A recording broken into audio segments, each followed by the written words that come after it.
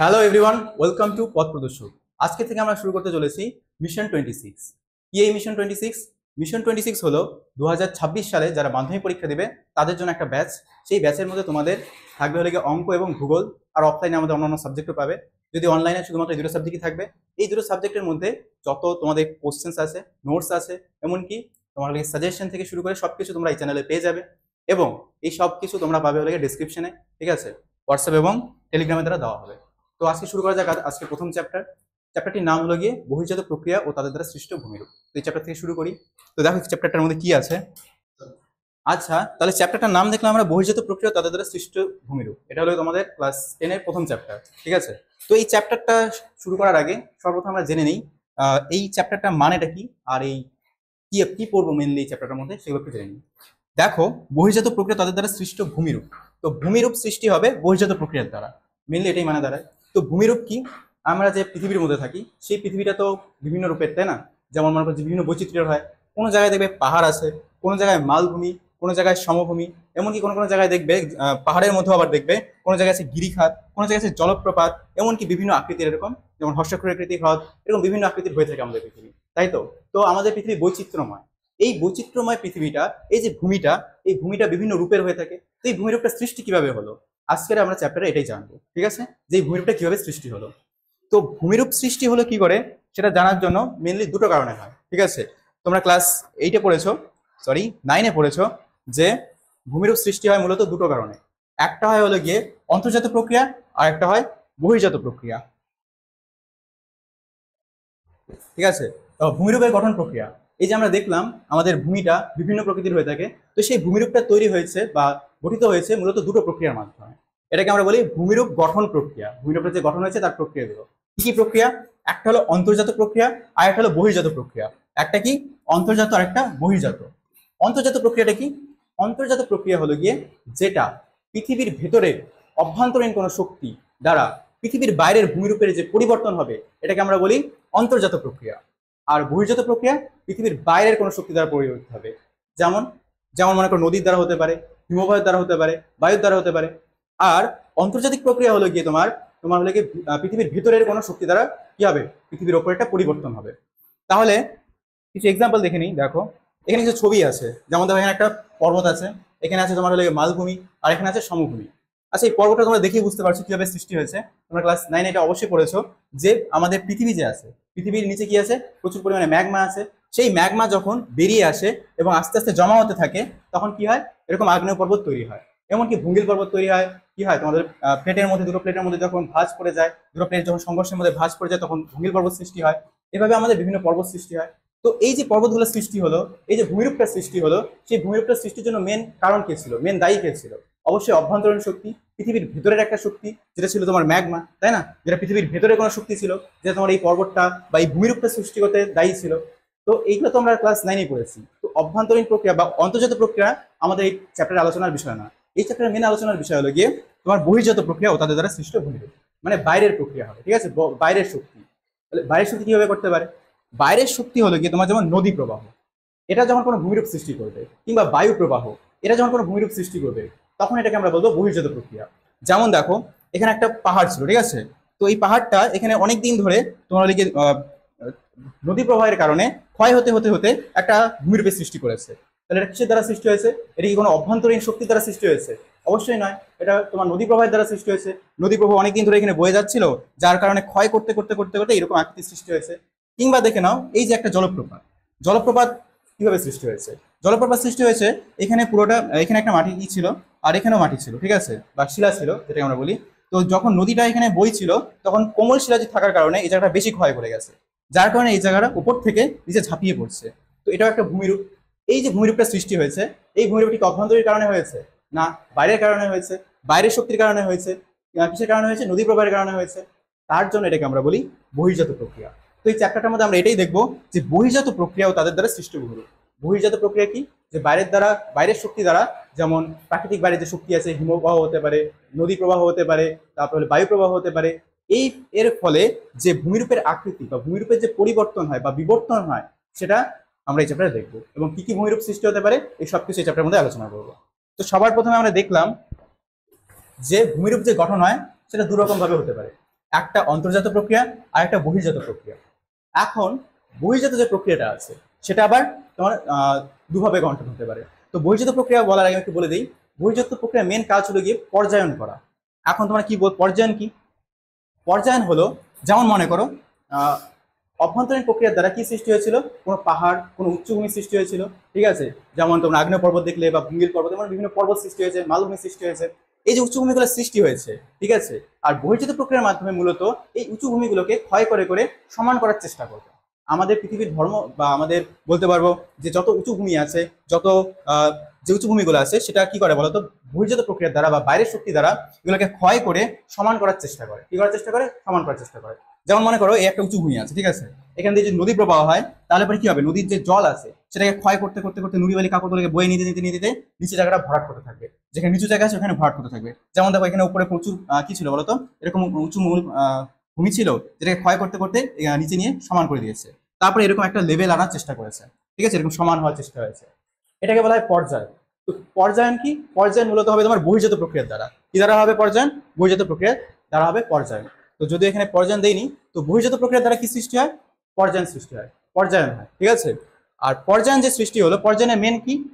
পর্যায়ন হলো যে উচ্চভূমি সৃষ্টি হয় বা যে উচ্চভূমি আছে সেটা বহির্জাত প্রক্রিয়ার দ্বারা তোমার সমান আনার চেষ্টা করবে, সমতা বজায় রাখার চেষ্টা করবে। পৃথিবীতে আর কি করার চেষ্টা করে? সমতা বজায় রাখার চেষ্টা করে। তো এটাই হলো পর্যায়ন। এই পর্যায়ন হতে গেলে না তোমাদের দুটো জিনিসের দরকার হয়, তিনটে জিনিসের দরকার হয়। একটা হলো গিয়ে তোমার, যে প্রথমে আমরা দেখলাম উঁচু যে ভূমিটা ছিল সেটা ক্ষয়প্রাপ্ত হতে হয়েছে। ক্ষয় হতে হতে হতে তোমার কি হয়েছে বলতো, সেই উঁচু ভূমির যে শিলাস্তম্ভ ক্ষয় হয়ে গিয়েছিল সেগুলো তোমার নিচু জায়গায় ভরাট হয়েছে।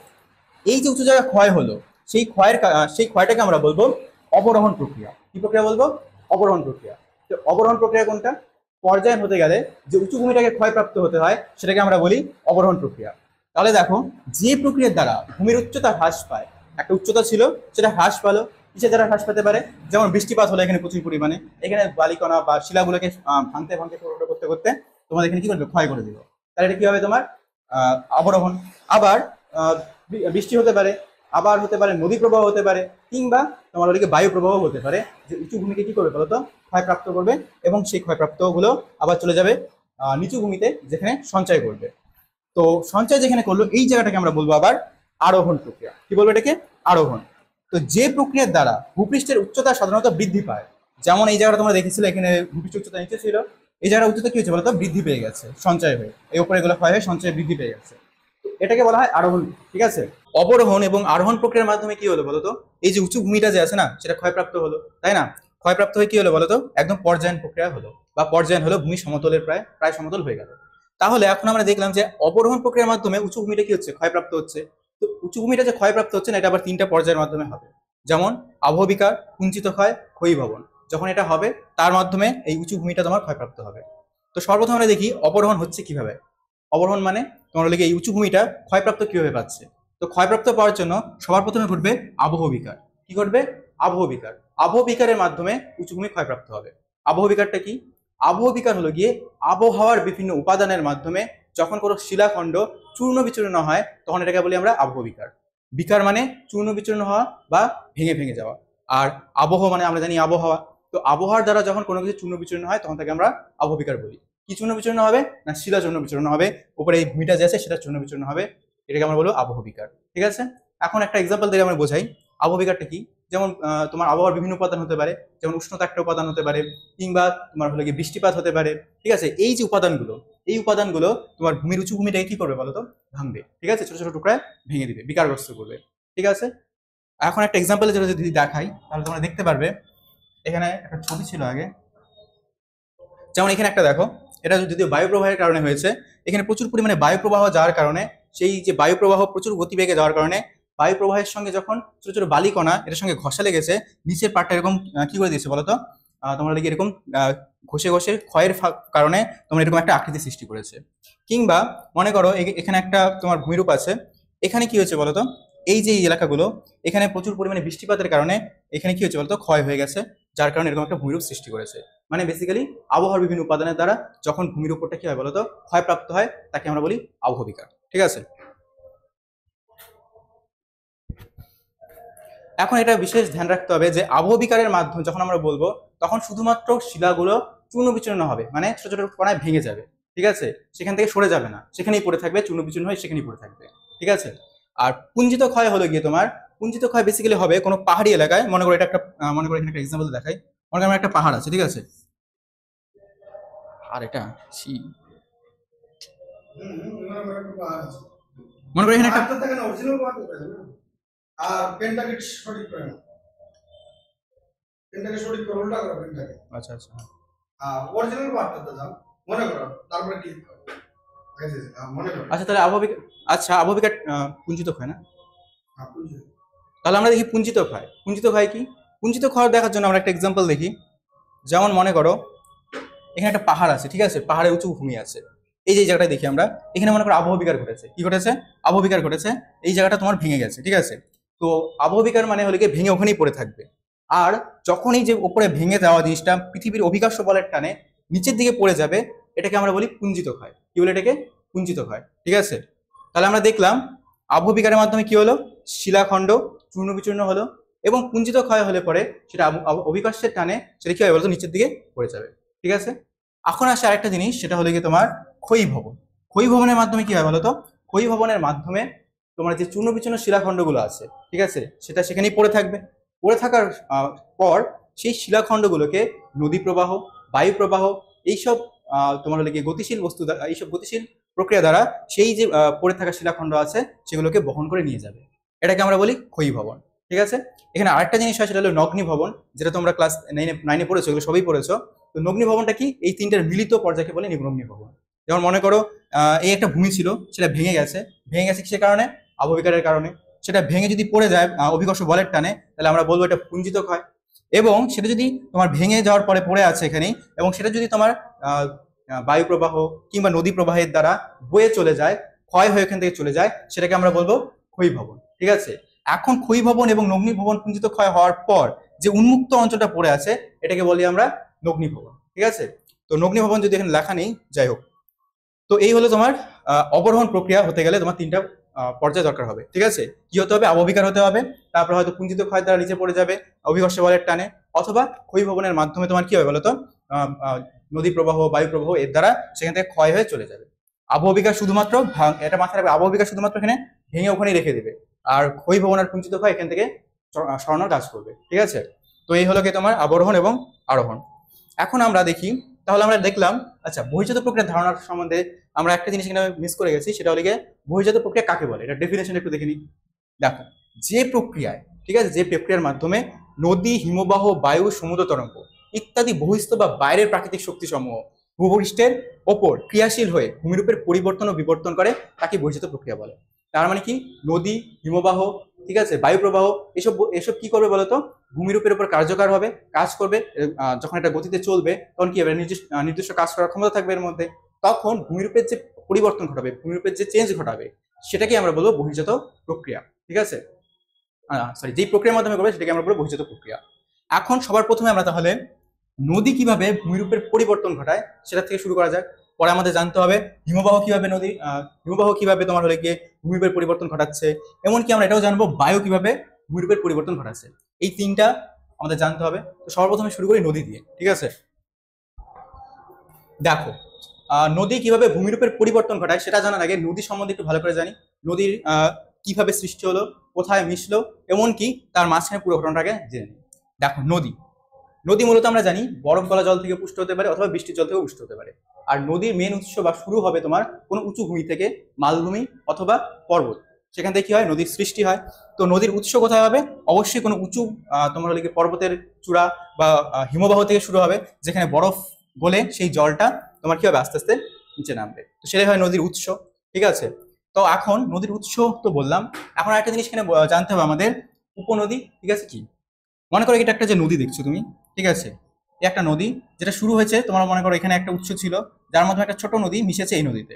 ঠিক আছে, তারপরে আবার একটা উৎস এখানে আছে, এটা মিশেছে আবার এখানে। এখানে একটা উৎস ছিল, এখান থেকে একটা নদী বেরিয়ে এখানে মিশেছে। ঠিক আছে, মেই নদীতে মিশেছে, এটাকে বলা হয় মূল নদী। ঠিক আছে, আবার এখানে একটা উৎস ছিল, সেখান থেকে মিলে এখানে মিশেছে। তো এই যে নদীগুলো, এগুলোকে বলা হয় উপনদী। কি বলে এটাকে? উপনদী, যা তোমার তোমার মেন নদীতে বা তোমার মূল নদীতে এসে মিশেছে। ঠিক আছে, তো এটাকে বলা হয় উপনদী, সেটা মূল নদীতে এসে মিশেছে। আবার এখান থেকেও আবার যখন বেরোবে না, তখন এটা হতে পারে যে এটা গিয়ে কোথায় মিশবে, অবশ্যই সমুদ্রে গিয়ে মিশবে। তো সমুদ্রে মিশবে, আবার মিশার সময় এমন হতে পারে যেটা এখান থেকে না হয়ে এটা আলাদা হয়ে গেল নদীটা, ঠিক আছে, আবার এইভাবে গিয়ে মিশলো, আলাদা আলাদা ভাবে গিয়ে মিশলো, ঠিক আছে। তখন এগুলাকে বলবো শাখা নদী। মেন নদীর বা মূল নদীর শাখা নদী। উপনদী হলো গিয়ে উৎস থেকে শুরু হয়ে যদি মূল নদীতে এসে মিশে, তো তাহলে এই মূল নদীর উপনদী হবে এটা, ঠিক আছে। যেটা মূল নদীর উপনদী যে একটা দেখছি, এই মূল নদীর উপনদী এটা একটা দেখছি। আবার যদি নদীটা তোমার হলো গিয়ে সমুদ্রে মেশার আগে, ঠিক আছে, সমুদ্রে তো মিশবে নদীটা গিয়ে, তার আগে যদি এখানে আলাদা হয়ে আলাদাভাবে সমুদ্রে গিয়ে মেশেও, ঠিক আছে, বা এখান থেকে আলাদা হয়ে আলাদাভাবে সমুদ্রে গিয়ে মিশলো, তাহলে এই যে নদীগুলো আছে এগুলোকে আমরা বলি শাখা নদী, ঠিক আছে। তো শাখা নদী, উপনদী আশা করি বোঝা গেল, আর মেন থাকবে মূল নদী, ঠিক আছে। এখন এখানে একটা জিনিস জানতে হবে, নদী অববাহিকা কি। তো একটু আগে যে বললাম, নদী তার উৎস থেকে শুরু হয়ে উপনদী এবং শাখা নদী দিয়ে, শাখা নদী থাকে, যেই এলাকা দিয়ে এই নদী, উপনদী এবং শাখা নদী বা মূল নদী প্রবাহিত হয়, সেই পুরো এলাকাটাকে বলা হয় নদী অববাহিকা, ঠিক আছে। যেমন এখানে আমি একটা এক্সাম্পলের জন্য তোমার হলো গঙ্গা নদী অববাহিকাটা আমি দিয়েছি। যেমন দেখো, এটা হলো গঙ্গা নদী, মেন নদী যেটাকে বলতে পারো, ঠিক আছে, যেটা তোমার গঙ্গোত্রী হিমবাহের গোমুখ গুহ থেকে সৃষ্টি হয়েছে, এবং এখানে গিয়ে তোমার সমুদ্রে গিয়ে এখানে পদ্মা হয়ে তোমার বাংলাদেশ হয়ে তোমার মিশেছে।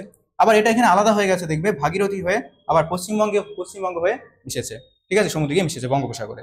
এখন এই নদীগুলোর মধ্যে অনেকগুলো ছোট ছোট নদী দেখবে উৎস থেকে সৃষ্টি হয়ে আবার তোমার গঙ্গা নদীতে এসে মিশেছে। তাহলে গঙ্গা নদীর উপনদী হয়ে যাবে এটা একটা, গঙ্গা নদীর উপনদী হয়ে যাবে এটা একটা, গঙ্গা নদীর উপনদী হয়ে যাবে এটা একটা। তো এগুলো হয়ে যাবে গঙ্গা নদীর উপনদী, ঠিক আছে। আবার যখন এটা ভাগীরথী এবং পদ্মা হয়ে আলাদাভাবে বঙ্গোপসাগরে মিশেছে, তখন ভাগীরথী, হুগলি, এই যে নদীগুলো যেটা মূল নদী থেকে আলাদা হয়ে অন্য নিজের মতো করে বঙ্গোপসাগরে গিয়ে মিশেছে, এগুলোকে আমরা বলবো শাখা নদী, ঠিক আছে। আর এই মূল উপনদী, শাখা নদী মিলে যেই এলাকাটার মধ্যে দিয়ে প্রবাহিত হয়, যে পুরো এলাকাটার মধ্যে দিয়ে, সেই মনে করো এই পুরো এলাকাটার মধ্যে দিয়ে প্রবাহিত হচ্ছে, এই পুরো এলাকাটাকে আমরা বলবো ওই নদীর অববাহিকা, ঠিক আছে। যেমন এটা হয়ে যাবে গঙ্গা নদীর অববাহিকা। তো নদী অববাহিকা কি দেখলাম, মূল নদী, ঠিক আছে, তার উপনদী এবং শাখা নদী সহ যে এলাকার মধ্য দিয়ে প্রবাহিত হয়, সেই পুরো এলাকাটাকে বলা হয় নদী অববাহিকা। আর মূলত এই পুরো এলাকার বৃষ্টির জল গড়িয়ে গিয়ে কোথায় পড়ে বলতো, এই গঙ্গা নদীতে মিশে, বা এই বৃষ্টির জলে পুষ্ট থাকে, এই এলাকার বৃষ্টির জলে পুষ্ট থাকে এই নদীটা, ঠিক আছে। আচ্ছা, এখন আমরা দেখলাম নদী অববাহিকা কি। এখন আমরা দেখবো ধারণ অববাহিকা কি। নদী অববাহিকার মধ্যে ধারণ অববাহিকা কিন্তু একটু আলাদা আছে। ধারণ অববাহিকা হলো শুধুমাত্র তোমার উপনদী আর উপনদীগুলো যেখান থেকে মিশেছে, যেমন এখান থেকে উপনদী, এখানে একটা উপনদী, এইখানে একটা উপনদী, একটা উপনদী যে মূল নদীতে মিশেছে, এই যে এলাকাটা যেটাকে ধারণ করে আছে, বা যে এলাকাটার জল দ্বারা এই নদীটা পুষ্ট হয়েছে, ঠিক আছে, তো এই পুরো এলাকাটাকে আমরা বলবো ধারণ অববাহিকা। নদী অববাহিকা পুরো পুরো এলাকাটাকে বোঝাবে, যে এলাকাটাতে নদীটা বয়ে যাচ্ছে, সেই পুরো এলাকাটাকে বলবে তোমার হলো গিয়ে নদী অববাহিকা। আর ধারণ অববাহিকা হলো শুধুমাত্র উপনদী এবং এই নদী সহ যে মূলত পার্বত্য অঞ্চলের অঞ্চলটা, এটাকে আমরা বলবো ধারণ অববাহিকা। এই নদীর ক্ষেত্রে ধারণ অববাহিকা কোথায় হবে, যেমন এই দিকে হবে, এইটা হবে ধারণ অববাহিকা, কিন্তু আমরা এইদিকে একটু বলতে পারবো না, উপনদী এবং শুধুমাত্র মূল নদী থাকবে এখানে। তাহলে নদী অববাহিকা দেখলাম, ধারণ অববাহিকা দেখলাম। এখন আমরা দেখবো জল বিভাজিকা কি। জল বিভাজিকা হলো মূলত যেমন এখানে দেখো, এখন দেখি আমরা জল বিভাজিকাটা কি। জল বিভাজিকা যেমন দেখছো, এই যে একটা নদী, এই যে একটা নদী, তার মাঝখানে আছে একটা ভূখণ্ড, ঠিক আছে। এই ভূখণ্ডটা কি করছে বলতো, যে জলটা আছে বা যে বৃষ্টির জল বা যাই জল বলো, সেই জলটাকে দুভাগে ভাগ করে দিচ্ছে। এই যে নদীটা আছে, এই নদীটা থেকে এই নদীটা কি করছে বলতো, সেপারেট করে দিচ্ছে, আলাদা করে দিচ্ছে। তো এটাকে আমরা বলি জল বিভাজিকা। জল বিভাজিকা হলো মূলত একটি উঁচু অংশ বা উঁচু ভূমি, যেটা কি করছে বলতো, দুটো নদীকে বা দুটো নদী কি করছে মূলত আলাদা করছে, এটাকে আমরা বলি জল বিভাজিকা, ঠিক আছে। তো নদী সম্বন্ধে এইসব ধারণা আমরা দেখলাম। এখন আমরা নদীর কয়েকটা কাজ এবং নদীর গতি সম্বন্ধে একটু জানবো, ঠিক আছে। দেখো, নদীর কাজ ও নদীর বিভিন্ন গতি। সবার প্রথমে দেখি, নদী সবার প্রথমে গতিটা সম্বন্ধে একটু জানি, ঠিক আছে। নদী সবার প্রথমে শুরু হয় একটা উচ্চভূমি থেকে, সেই উচ্চভূমি থেকে সে মেশে সমুদ্রে গিয়ে। এখন এই যে উপর থেকে শুরু হলো এবং মিশলো এই অবধি, এর একটা জিনিস আমি বলতে ভুলে গেছি আগেরটায়। এখানে নদী যেখানে মিশছে সেটাকে আমরা আশা করি জানো তোমরা, ওটাকে মোহনা বলে। যেখানে শুরু হচ্ছে ওটাকে উৎস বলে, আর যেখানে গিয়ে সমুদ্রে গিয়ে মিশছে সেই জায়গাটাকে বলে আমরা মোহনা বলি, ঠিক আছে। এটা একটু বলে রাখা হচ্ছিল। এখন দেখো, যেমন এটা শুরু হয় কোথা থেকে, না পর্বত্য অঞ্চল থেকে শুরু হয়, আর মেশে কোথায়, না সমুদ্রে গিয়ে মেশে, এই জায়গাটা আমরা কি বলি, মোহনা বলি এই জায়গাটাকে। এখন যখন পর্বত্য অঞ্চল থেকে শুরু হলো, এই পর্বত্য অঞ্চলের ঢাল কি হবে, প্রচুর বেশি হবে, কারণ পর্বত থেকে শুরু হচ্ছে, এটা পর্বতের থেকে প্রচুর গতিবেগে নিচের দিকে নামবে, তাই না। অবশ্যই এটা গতিবেগ বেশি হতে হবে, কারণ উঁচু থেকে যদি প্রচন্ড গতিতে পড়ে নিচে, অবশ্যই গতিতে পড়বে, কারণ উঁচু থেকে নামছে, তাই না, ঢাল বেশি আছে। যার কারণে এই জায়গাটা আমি একটা নাম দেবো, সেটা হবে উচ্চ প্রবাহ, কারণ এখানে উঁচু থেকে পড়ছে এবং প্রবাহ গতি সবচেয়ে বেশি হবে, তার জন্য নাম কি, উচ্চ প্রবাহ। আর পর্বত থেকে নেমে যখন এটা তোমার সমভূমিতে আসবে, তখন এটা গতিবেগ একদম কমে যাবে। পর্বত তুলনায় এটা গতিবেগ কি হবে, একদমই কমে যাবে। তার জন্য এটাকে আমরা বলবো মধ্যপ্রবাহ। কি বলবো এটাকে? মধ্যপ্রবাহ।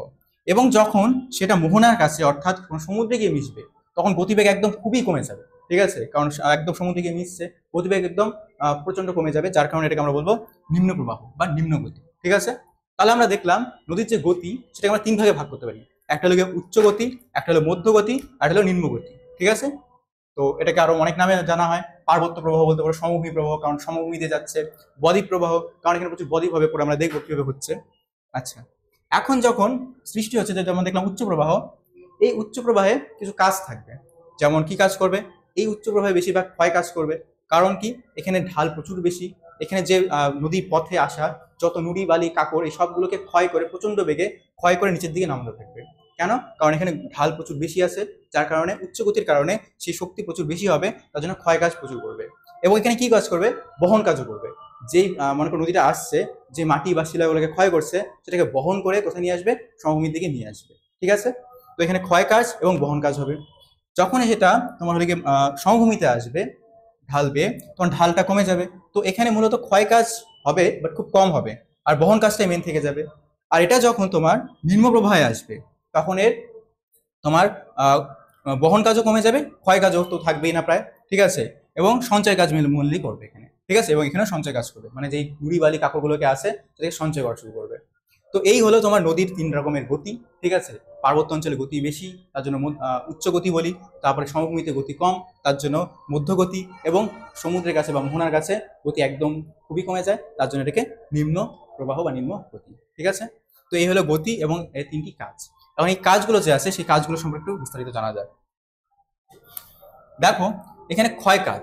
ক্ষয় কাজকে আবার যে ক্ষয় যে কাজ করবে, যেমন আমরা প্রথমেই দেখলাম পার্বত্য অঞ্চলে যখন নদী আসে বয়ে, তখন প্রচুর পরিমাণে কি হয়? পলি বালি কাকড়কে প্রচুর পরিমাণে ক্ষয় করতে থাকে, শিলাকে ভেঙে ক্ষয় করে নিয়ে আসতে থাকে। এই ক্ষয় তোমার কয়েকটা পর্যায়ে হবে, মেনলি আমরা পাঁচটা এখানে দেখবো আজকে। সর্বপ্রথম আমরা দেখি জল প্রবাহ ক্ষয়। জল প্রবাহ মানে জলের প্রবাহ দ্বারা ক্ষয়। মনে করো এখানে একটা নদী যাচ্ছে, ঠিক আছে, নদী যাচ্ছে, সেই নদীর যে জলটা আছে প্রচুর গতিতে প্রবাহিত হবে। সেই প্রবাহিত হওয়ার কারণে সেটা কি করবে বলতো? তোমার হলে কি ক্ষয় করবে? পার্শ্ব ক্ষয় করবে। মূলত নদী মূলত পার্শ্ব ক্ষয় এবং নিম্ন ক্ষয় করে। ঠিক আছে, যদি এই আর্টটা ভালো হয়নি আমি সেটা দেখাচ্ছি। যেমন দেখো, এই যে মনে করো নদীটা, এই নদীটা যখন এখান দিয়ে আসছে, ঠিক আছে, তখন এর মধ্যে কি আছে? এর মধ্যে গতি আছে। এখানে কি আছে বলতো? এখানে যে পাথর নুড়ি বালি কাকড় আছে, সেটা কি করবে বলতো?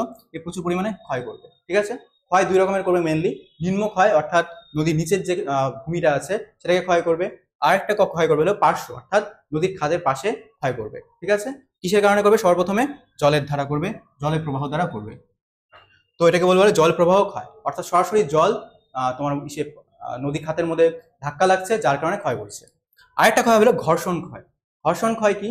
নদী যখন তার মধ্যে দিয়ে বয়ে যাবে, তখন ছোট ছোট পাথর বা পাথরগুলো কি হবে? তার সঙ্গে করে বয়ে নিয়ে যাবে ঢালের কারণে। যখন বয়ে নিয়ে যাবে দুটো পাথর পরস্পরের সঙ্গে, মনে করে একটা নদী ছিল, ঠিক আছে, এরকম একটা পাথর এরকম একটা পাথর বয়ে নিয়ে যাচ্ছে ঢালের কারণে, তখন এই পাথরের মধ্যে কি হবে বলতো? ঘর্ষণ হবে, কারণ দুটোকে একসঙ্গে নিয়ে যাচ্ছে বয়ে। ঘর্ষণের কারণে এর মধ্যে এই পাথরটার মধ্যে ক্ষয় দেখা যাবে, এই পাথরের মধ্যেও ক্ষয় দেখা যাবে। ক্ষয় হতে হতে, যেহেতু এটা অনেকটা বড় রাস্তায় আরামে ক্ষয় করতে করতে করতে অনেকটা রাস্তা আসতে হবে, যার কারণে অবশেষে এসে ছোট ছোট পাথরের টুকরো পরিণত হবে এবং আস্তে আস্তে বালিগণে পরিণত হয়ে যাবে এই পাথর দুটো। তো এইভাবে যে ক্ষয়টা হচ্ছে, এটাকে আমরা বলি ঘর্ষণ ক্ষয়। ঠিক আছে, কি ক্ষয়? ঘর্ষণ ক্ষয়। আরেকটা হবে অবঘর্ষ ক্ষয়। অবঘর্ষ ক্ষয় হচ্ছে তোমার যে আমার বললাম, যেমন পাথর টুকরোগুলো নিয়ে আসছে, ঠিক আছে, এরকম একটা পাথর টুকরো নিয়ে আসছে, সেই পাথর টুকরো একবার নদী খাতের এই পাশে বাড়ি, এই পাশে ঘষা দেবে, ঠিক আছে, একবার নদী নিম্নে ক্ষত দেবে, নদী খাতের মধ্যে ঘষা দেবে, ঘর্ষণ করতে থাকবে। ঘর্ষণ করতে করতে সেই নদী খাত এবং পার্শ্বে কি হবে? ক্ষয় সৃষ্টি করবে। তো এই ক্ষয়টাকে আমরা বলি অবঘর্ষ। ঠিক আছে, যখন কোনো শিলাখণ্ড বা কোনো শিলা তোমার ওদিকে নদী খাত পার্শ্বে অথবা নিম্নে ক্ষয় করে, এটাকে বলি আমরা অবঘর্ষ। আবার যখন যদি দুটো শিলা যদি একে অপরকে ঘর্ষণ করতে করতে আগে বেরোয়, আগে আগে হয়, তখন আমরা এটাকে বলি ঘর্ষণ ক্ষয়। তারপরে আসবে দ্রবণ ক্ষয়। দ্রবণ ক্ষয় নাম দেখে আসতে বুঝতে পেরেছো, কোনো তোমার লেগে যেমন লবণ জাতীয় কোনো পদার্থ, যেটা তোমার লেগে কিসে আছে, তোমার লেগে দ্রবণ ক্ষয় কি বলতো? যেমন কোনো মনে করো লবণ জাতীয় কোনো পদার্থ বা এমন কিছু ক্ষয় যেটা জলের সঙ্গে আরামে গুলে যেতে পারে, সেই সব পদার্থগুলো তোমার জলের সঙ্গে মিশে কি হয়ে যাবে বলতো? দ্রবীভূত হয়ে থাকবে জলের সঙ্গে, এবং দ্রবীভূত হয়ে তার জলের সঙ্গে মিশে এগোতে থাকবে। তো এটাকে বলবো না দ্রবণ ক্ষয়। দ্রবণের মাধ্যমে ক্ষয় হবে বা দ্রবীভূত হয়ে ক্ষয় হবে। আর একটা হবে বুদবুদ ক্ষয়। এটা খুব ইন্টারেস্টিং বুদবুদ ক্ষয়টা। বুদবুদ ক্ষয় হলো তোমার হলে গিয়ে যে জলের মধ্যে যে বুদবুদ হয়, বুদবুদ মানে তোমরা বোঝো যেমন কি বলবো, আচ্ছা বুদবুদ ক্ষয়, বুদবুদ ক্ষয় খুব ইন্টারেস্টিং জিনিস। এটাকে আমি একটু দেখাচ্ছি, দেখো। যেমন দেখো এখানে একটা ঝর্ণা আছে, ঠিক আছে, উপর স্থান উঁচু থেকে নিচে জল লাফিয়ে পড়ছে। যখন উপর থেকে নিচে লাফিয়ে পড়বে, এখানে কি সৃষ্টি হয়, ছোট ছোট বুদবুদ সৃষ্টি হবে। লাফিয়ে পড়ার সময় বেসিক্যালি কি হবে, এখানে মধ্যে হাওয়া বা এয়ার বায়ুর মধ্যে ট্র্যাপ হয়ে যাবে, যার কারণে বুদবুদি সৃষ্টি করবে। এই বায়ুর কিন্তু ভালো শক্তি থাকে, ঠিক আছে। এটা যখন তোমার বুদবুদের ভিতরে হাওয়া ট্র্যাপ হয়ে যায়, তখন এটা তোমার নদীর তলায়, নদীর তলাদেশে কি করে বলতো, একটা চাপ প্রয়োগ করে। সেই চাপের কারণেও নদী কি হয় বলতো, ক্ষয় হয়। তো এটা হলো বুদবুদ ক্ষয়, ঠিক আছে। ওকে, তাহলে আমরা দেখলাম ক্ষয়, তোমার 5 রকমের ক্ষয় দেখলাম, ঠিক আছে। প্রথম থেকে একটু রিভিশন করে নিই। তাহলে একটু রিভিশন করে নিই, দেখি কি কি পড়লাম। ক্ষয় কাজ মূলত 5 রকমের দেখলাম। সবার প্রথমে হলো জলপ্রবাহ ক্ষয়। জলপ্রবাহ ক্ষয় কি, জলটা যখন ঢালের সঙ্গে বয়ে যাচ্ছে, তখন যে নিম্নদেশ এবং পার্শ্বে যে ক্ষয়টা করছে নদীর, সেটাকে আমরা বললাম জলপ্রবাহ ক্ষয়। তারপর আসলে ঘর্ষণ ক্ষয়। দুটি শিলাখণ্ড একে অপরের সাথে ঘর্ষণ করে যে ক্ষয়টা করছে, সেটাকে আমরা বলি ঘর্ষণ ক্ষয়। তারপর হলো অবঘর্ষ ক্ষয়। একটা শিলাখণ্ড যখন তোমার যাচ্ছে, বয়ে যাচ্ছে, তখন নদীর পার্শ্বে অথবা নিম্নদেশে যে ক্ষয়টা করছে, সেটাকে আমরা বললাম তোমার হলে কি অবঘর্ষ। তারপরে আসবে দ্রবণ ক্ষয়। দ্রবণ ক্ষয় হলো গিয়ে জলের সঙ্গে দ্রবীভূত যখন হয়ে যাবে কোনো লবণ বা তোমার হলে গিয়ে শিলাখণ্ড, তখন আমরা এটাকে বলবো দ্রবণ ক্ষয়। আর এটা হলো বুদবুদ ক্ষয়, বা যখন লাফিয়ে পড়ে উপর থেকে জল, ঠিক আছে, নদীর সময়, তখনও তার মধ্যে বায়ু ট্র্যাপ হয়ে যায়, তখন এটাকে বলি আমরা বুদবুদ ক্ষয়, ঠিক আছে। এখন আমরা দেখবো বহন কাজ, ঠিক আছে। বহন কাজ আমরা দেখেই বুঝছি, বহন কাজ বেসিক্যালি কি হবে, যে বয়ে বয়ে নিয়ে যাবে নদীটার মধ্যে, কেউ নিয়ে যাবে, বয়ে নিয়ে যাবে। আর হলো সঞ্চয় কাজ, যখন বয়ে নিয়ে যেতে পারবে না, যখন নিম্ন প্রবাহে বা মধ্য প্রবাহে, তখন সেই শিলাখণ্ডগুলোকে বা শিলাগুলোকে সেখানেই সঞ্চয় করে দেবে, সেখানেই ফেলে চলে যাবে, তখন ওটাকে আমরা বলবো সঞ্চয় কাজ। তো নদীর মূলত এই 3টা কাজ করে। এই 3টা কাজের মাধ্যমেই নদী কি কি সৃষ্টি করে বলতো, ভূমিরূপ সৃষ্টি করে, ঠিক আছে। তো ভূমিরূপ, তো এখন আমরা দেখবো ভূমিরূপ কিভাবে সৃষ্টি হচ্ছে। সর্বপ্রথমে নদীর কাজের ফলে সৃষ্ট ভূমিরূপ। নদী যে কাজ করছে, কি কাজ করছে, যে আমরা দেখলাম সঞ্চয়, তোমার ক্ষয়, বহন, এই কাজের ফলে নদী বিভিন্ন ভূমিরূপ সৃষ্টি করে। তার মধ্যে আজকে আমরা 7টা ভূমিরূপ দেখবো, ঠিক আছে, যেটা তোমাদের সিলেবাসে আছে। যেমন সবার প্রথমে আমরা দেখবো আই আকৃতির উপত্যকা বা ক্যানিয়ন, ভি আকৃতির উপত্যকা বা গিরিখাত, জলপ্রপাত, খরস্রোত, মন্থকূপ, পটল বা পটল, তারপর আসবে প্রপাতকূপ এবং আবদ্ধ শৃঙ্খলিত শৈলশিরা, ঠিক আছে।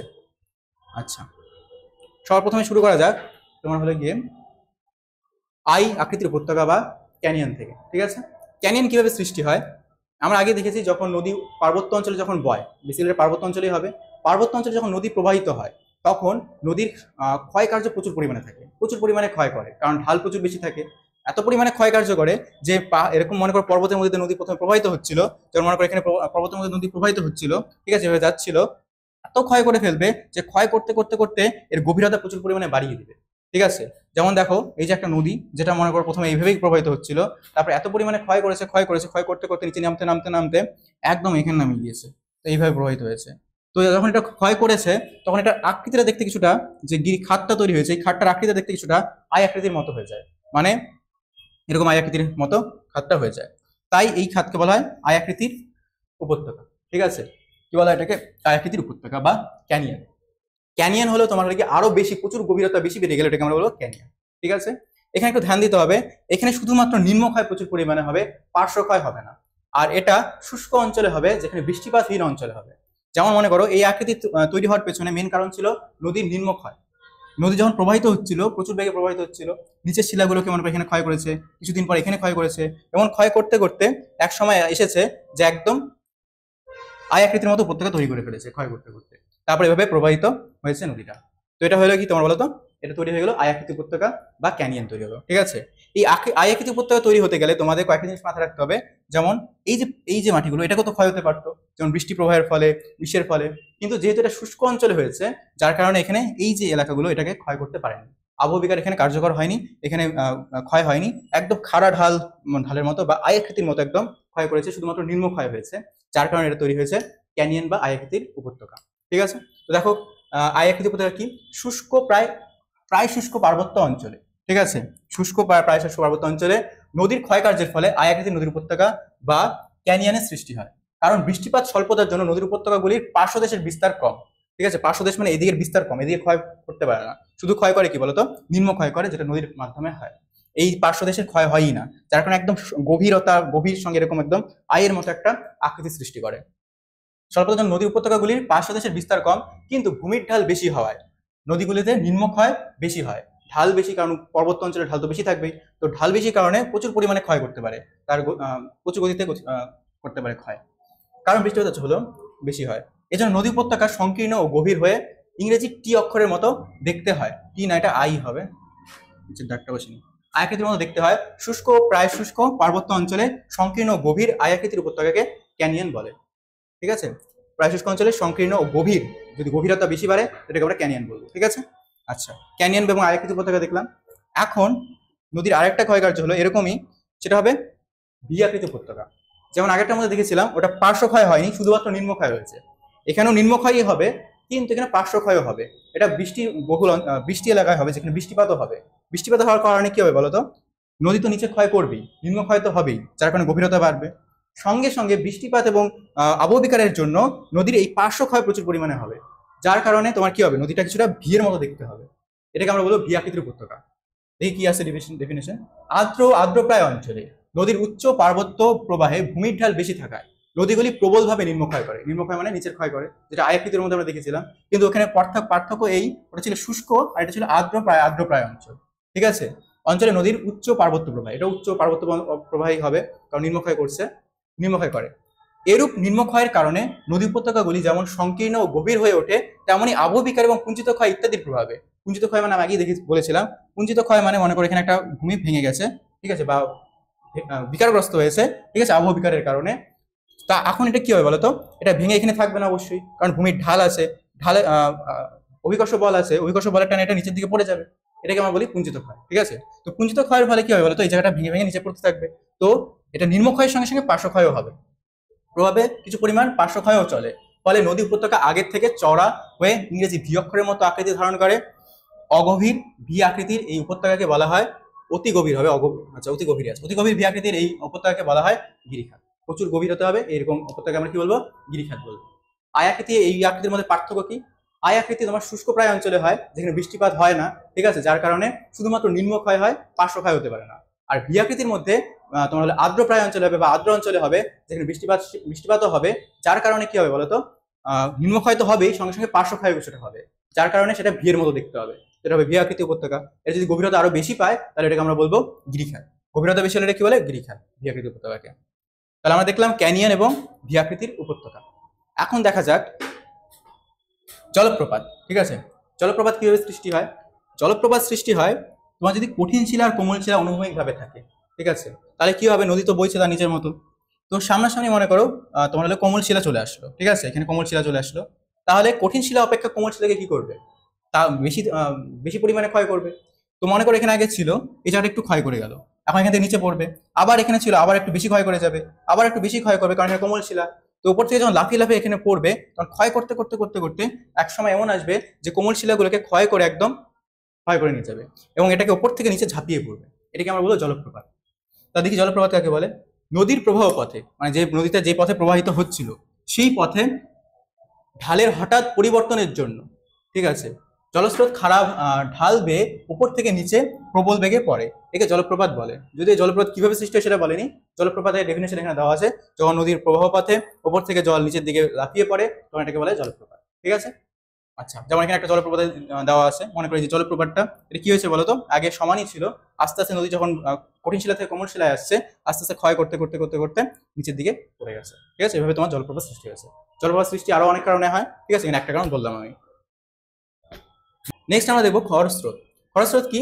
নদীর গতিপথে কঠিন এবং নরম শিলাস্তর পাশাপাশি উলম্বভাবে থাকলে, যেমন মনে করো এই যে কোমল শিলা কঠিন শিলা, কোমল শিলা কঠিন শিলা, এ যদি পাশাপাশি থাকে তাহলে কি হবে, কঠিন শিলার অপেক্ষায় কোমল শিলা তাড়াতাড়ি ক্ষয় হবে।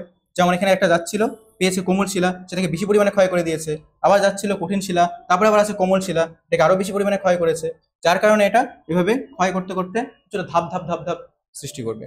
এই কারণে জল ওপর থেকে নিচে নিচে পড়বে ধাপের আকারে, তোমার লাফিয়ে লাফিয়ে বলতে পারো, জলগুলো পড়তে থাকবে এরকম ধাপ ধাপ হয়ে। তো একেই বলা হয় খরস্রোত।